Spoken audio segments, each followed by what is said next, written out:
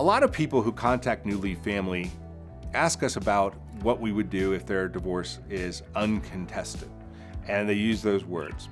And so I want to take a minute to talk about uncontested versus contested divorces, because I think my spouse will agree to everything that I'm suggesting. While some folks think of that as an uncontested, it's not. Uncontested divorces are divorces in which you and your spouse have come to terms on everything about the divorce. If there are children, you've come to terms as to parenting time, as to who makes decisions for the children. You've come to decisions about child support. If there are considerations of alimony or marital support, you've made decisions and come to agreement on that.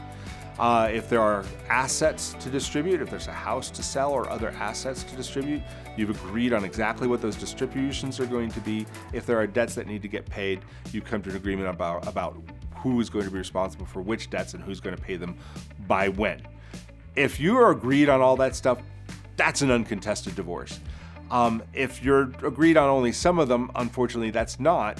But what's good is that even though that might be a contested divorce, having agreement on a few items really helps facilitate the process of getting agreement on everything else. And that's something we really focus on at New Leaf Family. So whether your case is uncontested or contested, what we're going to do is look for areas of agreement and work to get your case resolved through a negotiation whenever possible, a mediation when necessary, and only when absolutely necessary through a trial in court.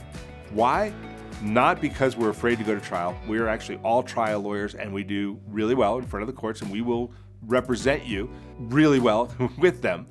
But we know that a resolution that is determined by what you want and what you can agree on with your spouse or your former spouse is going to be a much better resolution than turning it over to a judge, no matter how fantastic the judge, who's going to get to know you for 2 hours or 4 hours and then make a determination about your children and your assets and your debts and your life.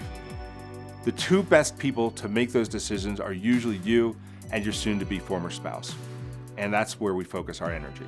If that doesn't work, we'll get your back in court.